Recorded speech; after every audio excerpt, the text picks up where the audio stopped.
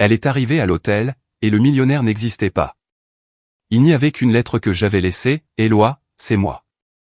L'appartement est verrouillé, et le compte est vidé. Retourne chez ta mère. » Elle m'a jeté son alliance au visage et a dit qu'elle partait trouver un vrai homme, un investisseur de Dubaï qui possédait un jet privé et qui allait l'emmener vivre à Monaco. Elle a ajouté que j'étais trop insignifiant pour elle, qu'elle méritait plus qu'un bureau médiocre à la Défense.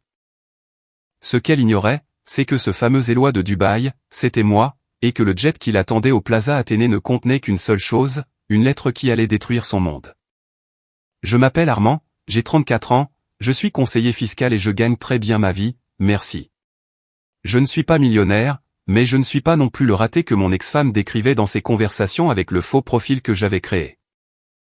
J'ai un cabinet de conseil qui réalise un chiffre d'affaires d'environ 15 000 € par mois, une BMW série 3 de 2022 entièrement payée, un appartement de 90 mètres carrés à Boulogne-Billancourt et une routine que la plupart des hommes de mon âge envieraient. Mais pour Séverine, rien de tout cela n'était suffisant. On s'est rencontrés en 2018 lors d'une soirée de fin d'études à la faculté de droit. Elle était stagiaire dans un grand cabinet d'avocats. Moi, je lançais déjà mon entreprise. L'attirance a été instantanée. Elle était belle, intelligente, ambitieuse. Ça me plaisait. Je ne voulais pas d'une femme passive, je voulais une partenaire. Nous nous sommes mariés en 2020, en pleine pandémie, lors d'une petite cérémonie civile à la mairie. Elle a quitté son stage lorsque notre situation financière s'est stabilisée en 2021. Elle disait vouloir se concentrer sur la préparation des concours de la fonction publique. Je l'ai soutenue. J'ai payé les cours préparatoires, le matériel, tout. Sauf qu'elle n'a jamais vraiment étudié. Ce qu'elle faisait, c'était passer ses journées sur Instagram et TikTok à regarder des vies d'influenceuses. Voyage à Dubaï, sac Chanel, dîner dans un restaurant étoilé. Elle a commencé à se plaindre que nous ne voyagions jamais à l'étranger. Je lui ai rappelé que nous étions allés aux Canaries l'année précédente, mais elle levait les yeux au ciel. Les Canaries, c'est pour les prolos, Armand. Je veux découvrir le vrai luxe, pas ces voyages organisés. J'ai commencé à remarquer une tendance. Tout ce que je faisais était insuffisant. L'appartement était bien, mais elle voulait un Penthouse avec vue sur la Tour Eiffel. La voiture était bien, mais elle voulait une Porsche. Je lui donnais une allocation mensuelle de 1 000 € à dépenser comme elle le souhaitait, mais elle se plaignait que ses amis recevaient plus. Le pire, c'est que je finançais tout, absolument tout. Les charges de copropriété, les impôts, les courses, sa salle de sport, son dermatologue, son coiffeur, ses ongles, son épilation, ses vêtements. Elle ne contribuait pas d'un centime au foyer. Et quand je suggérais qu'elle reprenne le travail, ne serait-ce qu'à temps partiel, elle me regardait comme si je lui avais fait une proposition dégradante. Tu veux que je sois une employée, Armand? Tu gagnes bien, non? Alors, quel est le problème? Le problème a commencé à se manifester en février de cette année. Elle est devenue encore plus distante. Elle ne voulait plus d'intimité. Elle disait être fatiguée. Elle était constamment collée à son téléphone et ricanait. Quand je lui demandais ce que c'était, elle verrouillait l'écran rapidement. Rien, mon amour, juste les filles du groupe. Mais je voyais la lueur dans ses yeux. Ce n'était pas un groupe d'amis, c'était autre chose. Un jeudi soir, elle est allée prendre sa douche et a laissé son téléphone sur le lit. Une notification Instagram a retenti. Je ne suis pas du genre à fouiner, mais quelque chose s'est serré dans ma poitrine. J'ai pris le téléphone. L'écran était déverrouillé. C'était un message d'un certain Romain Malter, investisseur. Le type avait une photo de profil dans une de ses poses de coach en réussite, vous savez? Devant une Porsche, en costume, avec une montre tape à accent grave l'œil. Le message disait, « Ma belle, quand vas-tu quitter ce type pour venir découvrir la vie que tu mérites vraiment ?» Mon sang s'est glacé. Je suis allé sur son profil. 15 000 abonnés, des photos à Dubaï, à Paris, à Miami, des phrases sur l'entrepreneuriat, la mentalité de millionnaire, les hommes alpha attirent les reines, ce genre de profil que j'ai toujours trouvé ridicule, mais qui fonctionnait apparemment avec les femmes frustrées. Je suis retourné au message. Il discutait depuis 3 semaines. Elle lui envoyait des photos, se plaignait de moi. Elle disait que j'étais limité, que je manquais de vision, qu'elle se sentait piégée. Il l'encourageait, tu mérites un homme qui t'offre le monde. pas des miettes. J'ai reposé le téléphone exactement où il était. J'ai respiré profondément. Je n'allais pas faire de scandale. Je n'allais ni crier, ni insulter, ni claquer les portes.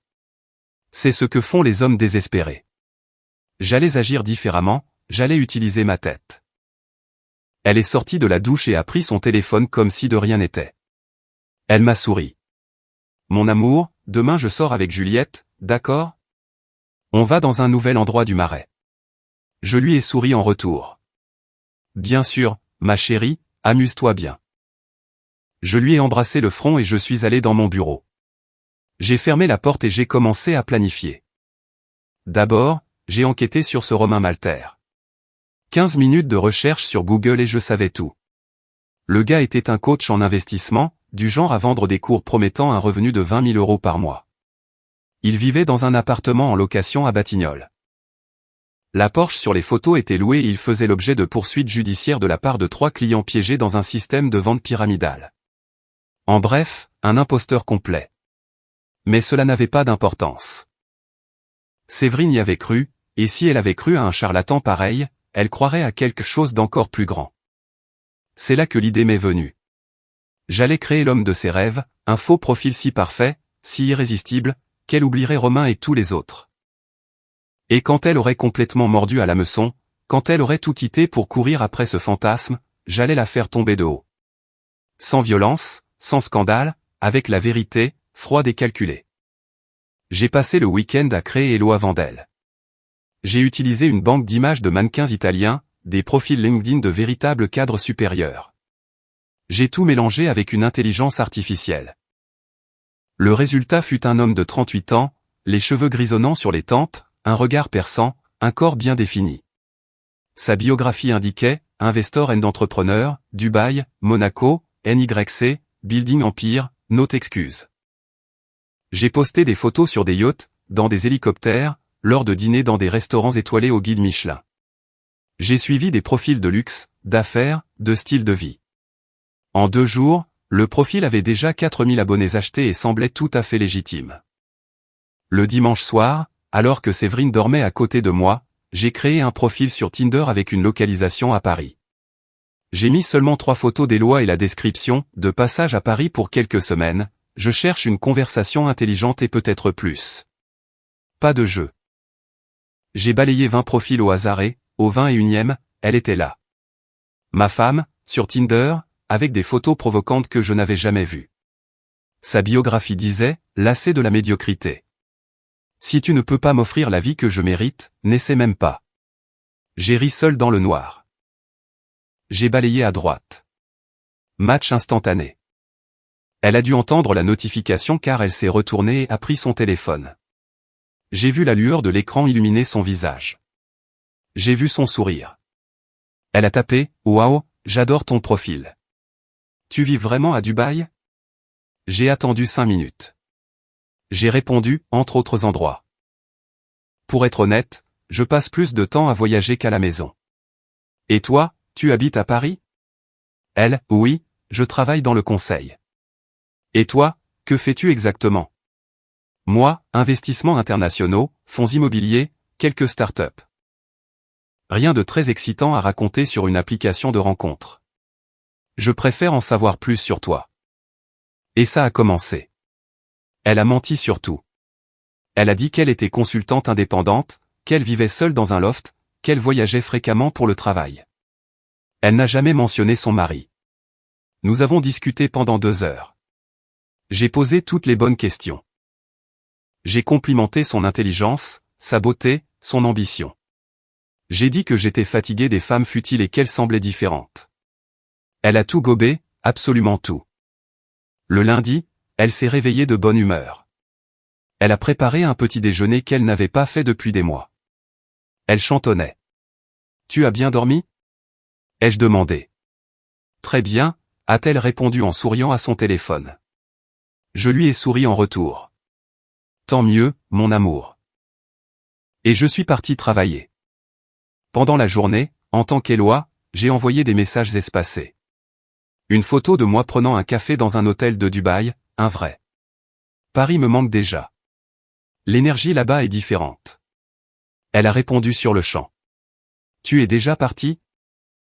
Moi, j'ai des affaires ici jusqu'à mercredi, mais je reviens vendredi. J'aimerais te rencontrer en personne. Ça te dirait de dîner avec moi au Plaza Athénée? Elle, vraiment? Ce n'est pas un peu rapide? Moi, j'ai appris à ne pas perdre de temps quand je trouve quelque chose de spécial. Mais si tu préfères attendre. Elle, non, je veux bien. Vendredi, c'est parfait. Le mardi, Séverine est allée chez le coiffeur. Elle est revenue avec une nouvelle coupe, des ongles faits, des sourcils parfaits. J'ai dépensé 400 €, mon amour, mais j'avais besoin de prendre soin de moi, a-t-elle dit. J'ai juste hoché la tête. Tu es magnifique. Et elle l'était vraiment. Elle se faisait belle pour un autre. Le mercredi, elle est allée faire du shopping.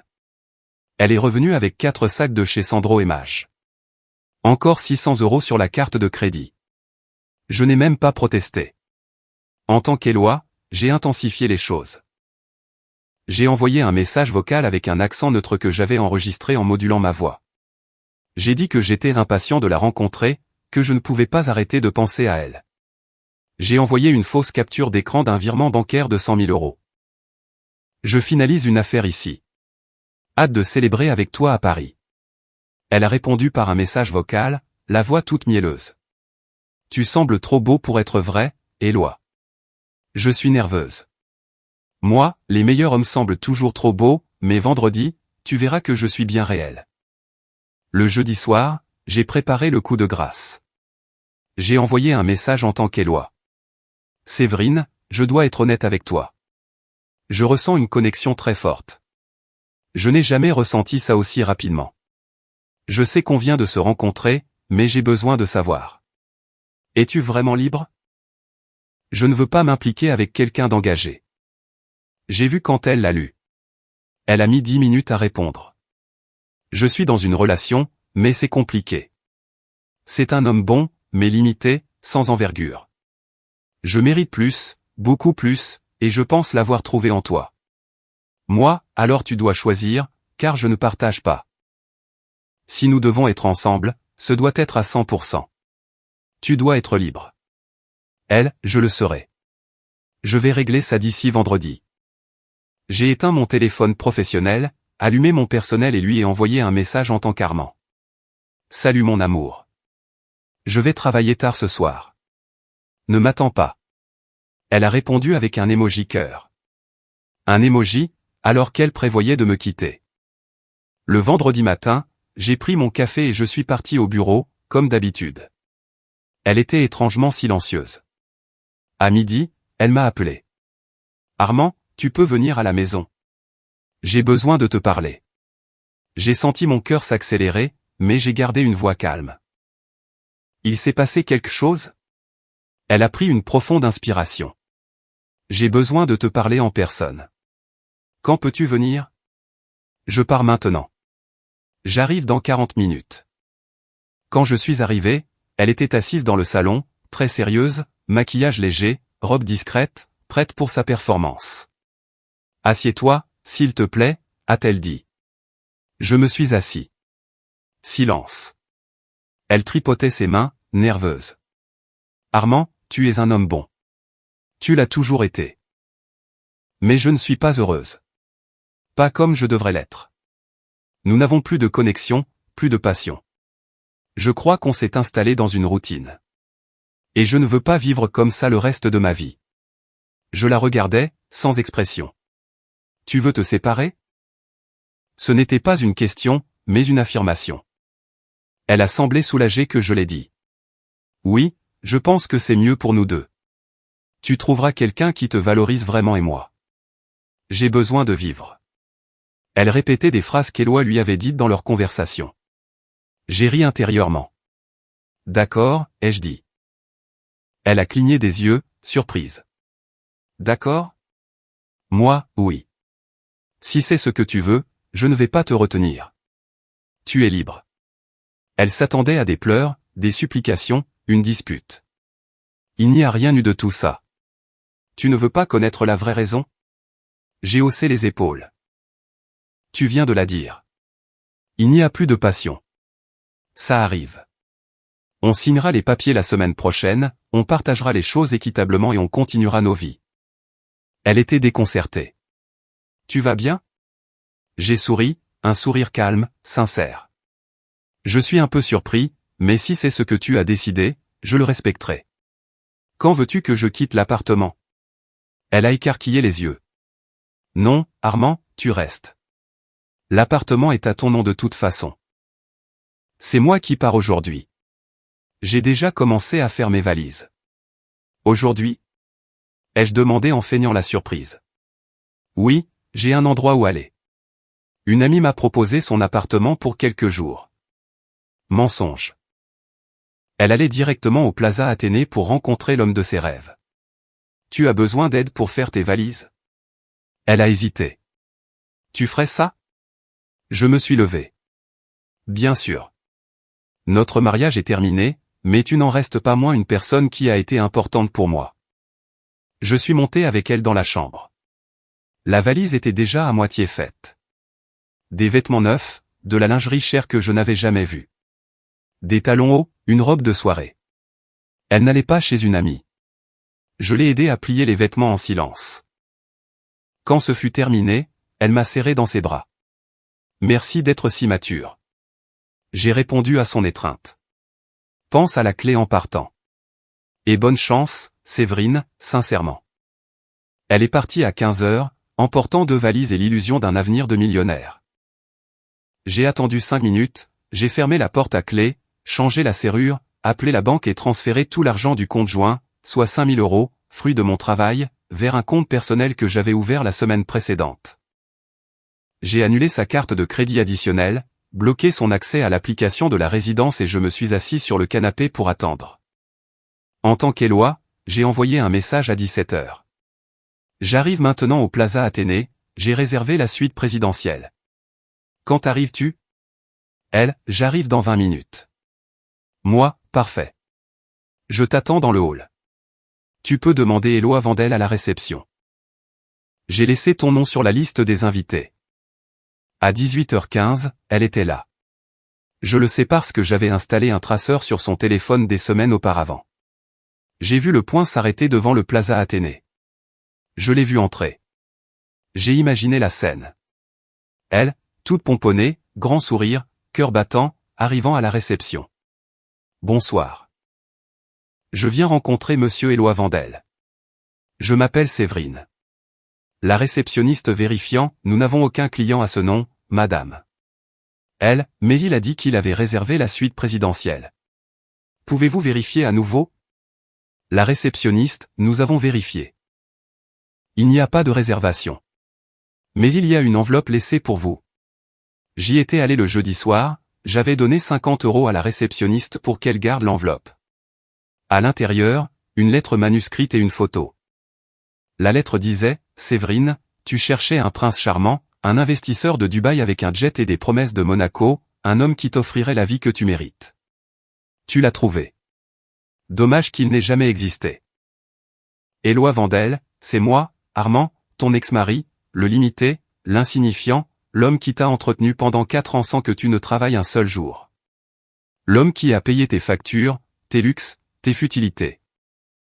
L'homme pour qui tu as eu des sentiments inappropriés avec des charlatans sur Instagram et que tu as abandonné aujourd'hui sans le moindre remords. Tu es au Plaza Athénée parce que c'est moi qui t'ai dit de venir. Les belles conversations, les promesses, les photos de Dubaï, tout était un scénario. Tu as mordu à l'hameçon, entièrement, quittant un vrai mariage pour un fantasme. Et maintenant, te voilà, toute belle, pleine d'espoir, tenant une enveloppe. Il n'y a pas de jet, pas de Monaco, pas de vie de millionnaire qui t'attend. Il n'y a que la vérité. Tu es une femme vide qui a confondu confort et médiocrité, ambition et caractère. L'appartement est fermé à clé, la serrure a été changée. L'argent du compte joint a été transféré, ta carte de crédit a été annulée. Tu es officiellement seul. Retourne chez ta mère, ou chez ton coach, ou chez qui voudra bien de toi maintenant que tu n'as plus rien. Signé, le raté qui t'a tout donné et que tu as jeté, Armand. La photo était une capture d'écran de sa conversation avec Romain Malter, où elle me qualifiait de mari limité. Le traceur a montré qu'elle est restée immobile au Plaza Athénée pendant 20 minutes, puis a commencé à se déplacer directement vers mon immeuble. À 19h10, l'interphone a sonné. J'ai répondu. Armand, pour l'amour de Dieu, ouvre la porte. Sa voix était brisée, désespérée. Je ne peux pas, Séverine. Tu n'habites plus ici. Tu m'as quitté, tu te souviens? C'était ton choix. Elle, Armand, j'ai fait une erreur. Je sais que j'ai fait une erreur, mais s'il te plaît, on peut parler. Moi, il n'y a rien à dire. Tu as fait ton choix quand tu as matché sur Tinder alors que tu étais marié, quand tu as organisé un dîner avec un autre homme, quand tu m'as abandonné aujourd'hui pour courir après l'argent. Signe les papiers du divorce lundi et continue ta vie. Elle s'est mise à pleurer. Armand, tu m'as manipulé. Tu as créé un faux profil. J'ai ri bruyamment. Moi, je t'ai manipulé, Séverine? Tu discutais avec d'autres hommes depuis des mois. Tu étais sur Tinder en cachette. Tu as abandonné ton mari sans la moindre culpabilité. Je t'ai seulement tendu le piège, et c'est toi qui es tombé dedans. Elle, je n'ai nulle part où aller. Moi, je suis désolé. Ce n'est plus mon problème. Bonne chance. J'ai raccroché l'interphone, bloqué son numéro, je me suis assis sur le canapé avec une bière bien fraîche et j'ai mis le match du PSG à la télé. Les jours suivants, elle a tout essayé. Elle a envoyé des messages par sa sœur, son père, des amis communs, disant qu'elle allait me poursuivre pour harcèlement psychologique. Mon avocat a ri quand je lui ai montré les preuves. Ses conversations avec d'autres hommes, des captures d'écran de Tinder, des audios où elle disait du mal de moi. Elle n'a aucune chance, Armand, tu peux être tranquille. Le divorce a été prononcé en 45 jours, par consentement mutuel. Elle n'a rien obtenu parce qu'elle n'avait rien apporté. L'appartement m'appartenait avant le mariage, selon notre contrat. La voiture était à moi, mes économies aussi. Le régime de la communauté réduite aux acquis ne s'applique qu'aux biens acquis pendant le mariage. Et comme j'avais déjà tout avant et qu'elle n'a jamais travaillé, elle est partie avec zéro. J'ai appris par des tiers qu'elle était retournée vivre chez sa mère à Créteil, que Romain Malter avait cessé de répondre à ses messages en découvrant qu'elle était séparée et sans le sou, qu'elle avait trouvé un emploi de réceptionniste à 1800 € par mois. La même femme qui faisait la fine bouche pour une allocation de 1000 €. 3 mois plus tard, j'ai reçu un message d'un numéro inconnu. Armand, je sais que je n'ai aucune crédibilité, mais j'ai besoin de te parler. Juste 5 minutes. C'était elle. Je l'ai bloquée. Il n'y avait rien qu'elle puisse dire que j'ai envie d'entendre. 6 mois plus tard, j'ai commencé à fréquenter Béatrice, 31 ans, médecin, elle vit seule, indépendante. On s'est rencontrés lors d'un événement professionnel. Elle ne m'a rien demandé, n'attendait rien, elle voulait juste ma compagnie. Nous sommes allés à Rome le mois dernier, nous avons partagé la note de l'hôtel. Elle y a tenu. Nous sommes des partenaires, Armand. Pas un sponsor et sa protégée. La dernière fois que j'ai vu Séverine, c'était par hasard dans un centre commercial. Elle était avec une amie, m'a vu et s'est figée. J'ai juste fait un signe de tête polie et continué mon chemin. Je n'ai ressenti ni colère, ni pitié, ni rien du tout. Elle était un fantôme du passé, une erreur corrigée. Aujourd'hui, je sais que j'ai fait ce qu'il fallait. Je n'ai pas eu de geste déplacé, je n'ai pas crié, je n'ai pas supplié. J'ai utilisé mon intelligence, je lui ai donné exactement ce qu'elle voulait, la chance de choisir un homme meilleur. Le fait que cet homme n'existe pas n'est qu'un détail. Un détail qui lui a appris la plus grande leçon de sa vie. L'herbe n'est pas plus verte ailleurs, c'est juste une illusion. Et les illusions ne paient pas les factures, ne partagent pas les problèmes, ne construisent pas d'avenir. Si tu es un homme et que ta confiance est trahie ou que l'on te manque de respect, ne sois pas le type qui pleure et qui supplie. Sois celui qui se relève, qui réfléchit, qui agit avec sang-froid. Ne laisse personne te traiter comme un plan B. C'est toi, le trophée. Et celui qui ne le voit pas ne mérite même pas tes miettes. Commentaire, après une histoire aussi intense, je voulais prendre un moment pour partager une réflexion avec vous. Le plus grand respect que l'on puisse s'offrir est de ne jamais négocier sa propre valeur. Poser des limites claires n'est pas un acte de méchanceté, mais une preuve d'amour-propre. Parfois, la plus grande force ne réside pas dans la confrontation, mais dans la manière dont on choisit de protéger sa paix intérieure. Nous avons tous la responsabilité de construire notre propre bonheur, sans l'attendre uniquement de quelqu'un d'autre. La guérison commence souvent par une décision courageuse, celle de laisser partir ce qui nous blesse. Dans ce processus, la bienveillance envers soi-même est notre meilleur allié. Un vrai partenariat se nourrit de respect mutuel et de soutien, pas d'illusion. Finalement, choisir la sérénité est toujours le plus bel investissement que l'on puisse faire pour son avenir. Cette histoire vous a plu? Laissez un commentaire et abonnez-vous pour soutenir la chaîne. D'autres histoires arrivent bientôt.